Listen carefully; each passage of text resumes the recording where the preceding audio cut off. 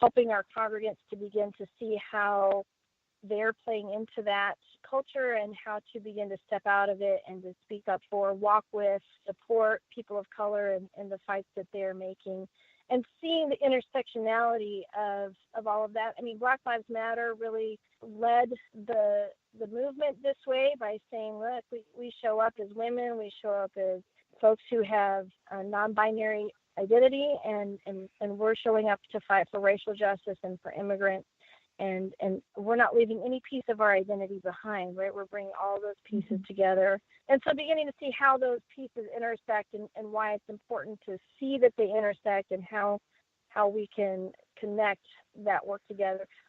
The work of Reverend Barber, which is also that kind of fusion politics, has really pushed that. So I see it happening around us, and I see Unitarian Universalist congregations connecting in through those many ways, seeing themselves as being partners in an interfaith work that's happening in a lot of our communities, so that we see that we're standing with our Muslim brothers and sisters and our Buddhist and our Jewish and our Christian brothers and sisters and folks who are pagan, and saying we're also intersectional in our religious identities, and we all have a commitment to having healthy, functioning communities. How can we do this together? Immigration is absolutely one of those issues that cuts across all of those as well.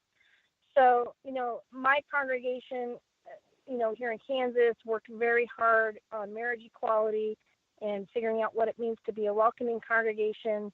Right now, our real focus has been on racial justice and immigration, but also just connecting that back into very specific local issues, right? So a Black man was killed in our community in September, and the work of my congregation to support our community and trying to figure out how do we hold folks accountable for that. How do we change police practices? How do we begin to address all the different ways in which white supremacy culture shows up in our community and our institutions, including ourselves and our own church, right? So that there's multiple levels to all of that work. So the right in this country, the Republicans have really embraced religion and bringing faith communities into the fold of what it means to be a Republican. And, they've had a lot of success in doing that.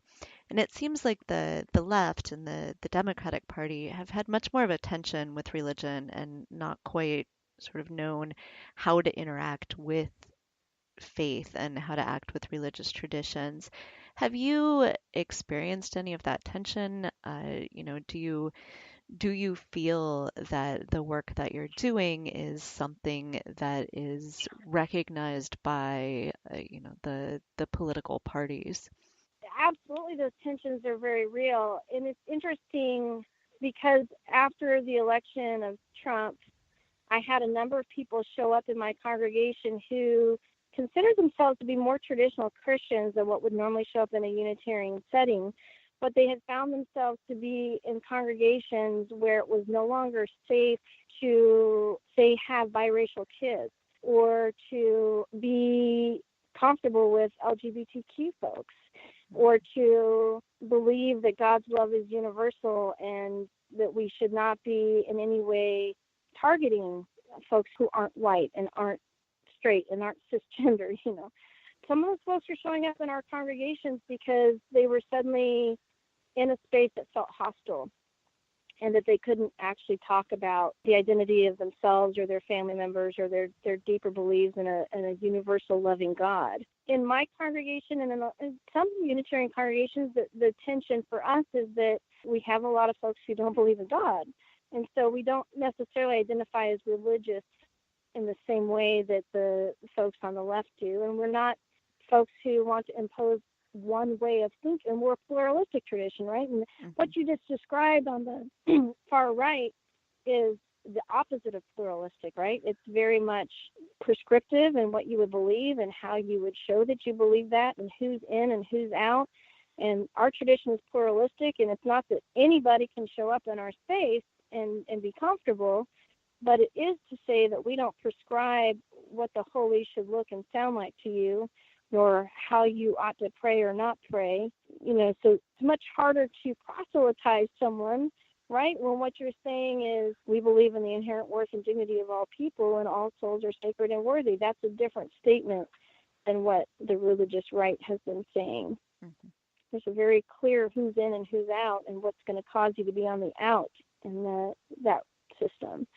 So, yeah, but for example, in my congregation, I talked to other clergy around town, and, around the election time, they were talking about the divide between the Republicans and the Democrats in their congregation, so the Trumpers versus the Hillary folks.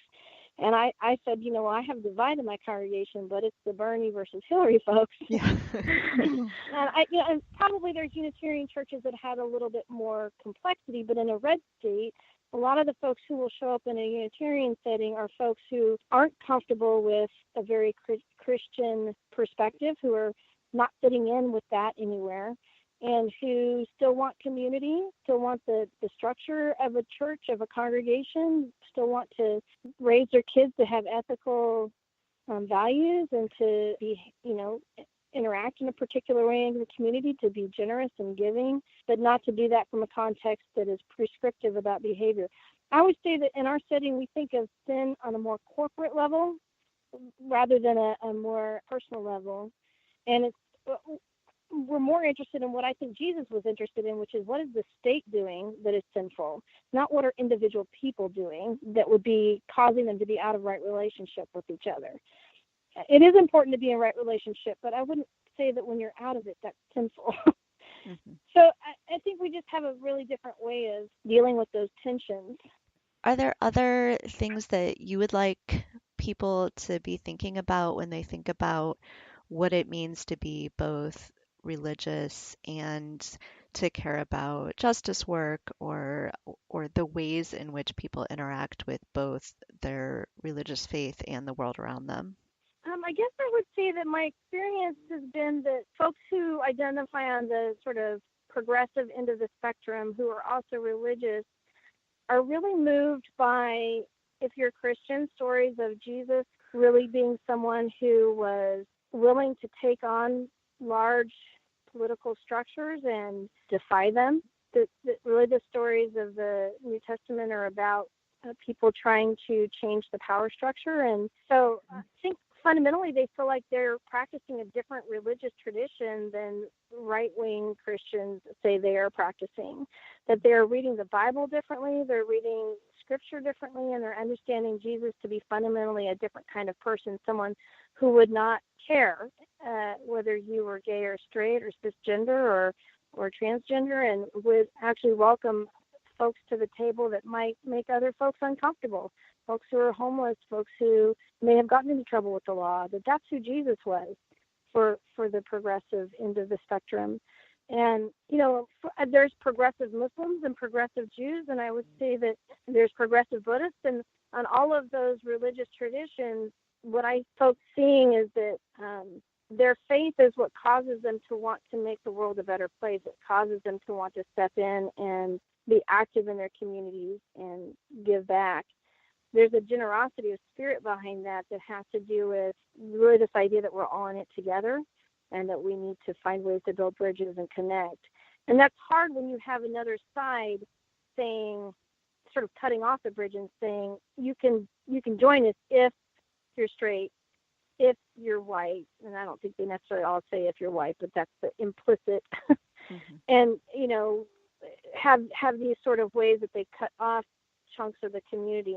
I would say that the rest of us who are on that progressive end of the spectrum are really trying to figure out ways to build bridges, create connections, to work as an interfaith community that we understand that we see the holy in different ways, and that's okay if we can come together to talk about racism or save our neighbors from deportation or address the environmental climate change concerns that we have, that we can do those together, and that when we do them together, we have more power. That's great. And if people are interested in learning more about the Unitarian Universalist tradition, what would be the best? Is there like a good website, or can they just Google? What would be the best way for people to find out more? Well, the two ways that I introduce folks to it are through uua.org, which is our association's website that has tons of information about who we are as a tradition and where you might find a local church and what kinds of work we're doing on justice issues, how we worship, all that good stuff, what we teach our kids. All of that's on that website. But there's also a web-based church called Church of the Larger Fellowship.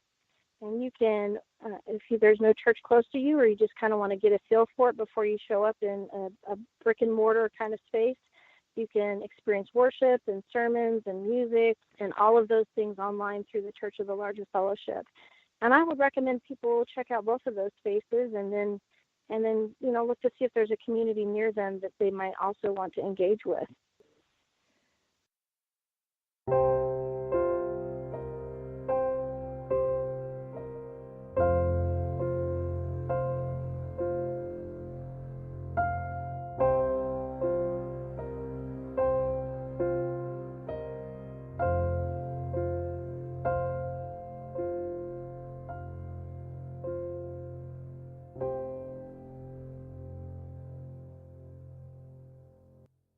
Hey everybody, this is Kelly, and I'm here in this segment with Jenna Reinbold, who is an assistant professor of religion at Colgate University. Hello, Jenna.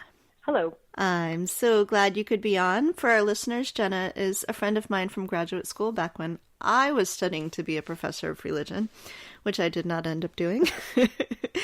So I'm happy to reconnect with her. And wanted to talk to Jenna because she's interested in looking at religion and politics, which is something that is very interesting to both me and Sophie.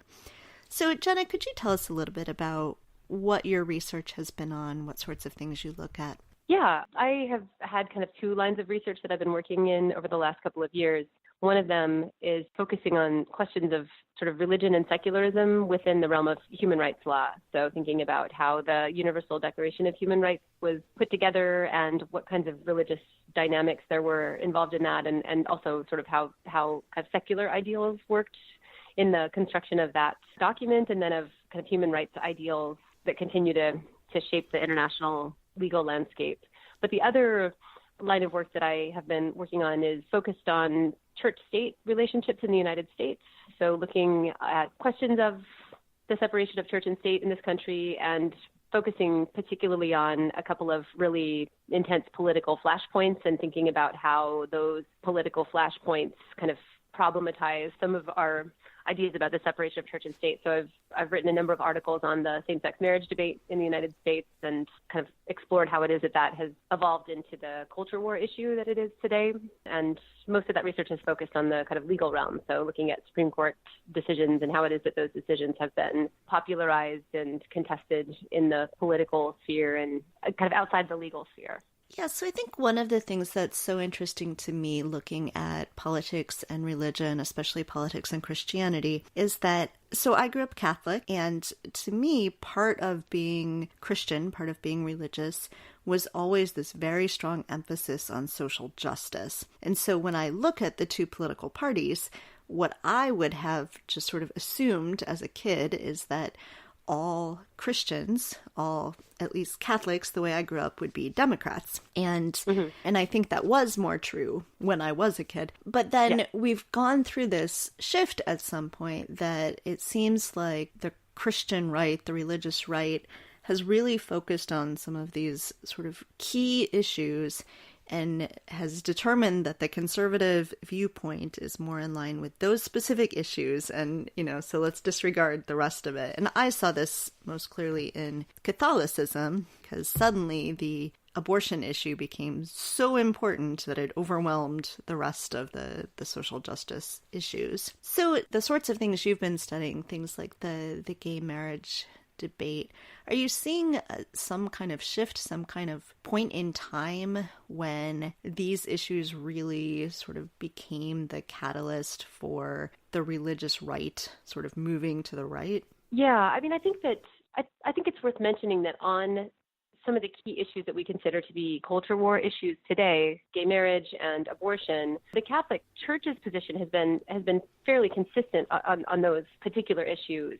And so while it's not at all uncommon to hear, for example, Pope Francis sort of talking about and sort of attempting to clarify and kind of listen in a more open way to concerns, especially concerns kind of around the gay rights issue, the Catholic Church actually has a pretty consistent stance on those things. And so I think that one of the questions is, how have those issues achieved the kind of political traction that they've achieved?